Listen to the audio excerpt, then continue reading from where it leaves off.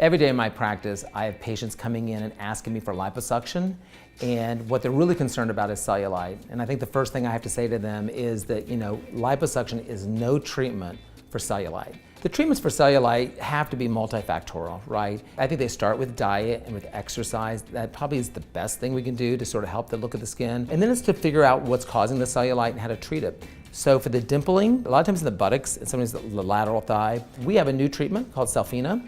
Cellfina is a procedure, but it's a small procedure done under local that will actually go in and sort of cut those little bands that have been created that create the denting. It's almost like a tufted sofa with these little strings that are tufting in the sofa. If we can just release that, this sort of dent will go away and the skin will look smoother. The other component is looseness. It's really hard to treat the looseness of the skin and improve cellulite. The most common surgical way is through some type of thigh lift, because then you lift and tighten the skin and you see improvement. But for those patients who maybe don't have that much cellulite or they don't have that much looseness that will benefit, then we have a non-surgical treatment called ThermiSmooth that uses basically radio frequency on top of the skin, almost like an ultrasound probe, and heating, and it sort of heats the skin, and through a very sort of, I think, advanced procedure, actually produce some very, very nice smoothing and improvement in texture and tightness of the skin without doing surgery. And so I think ThermiSmooth has been a great adjunct.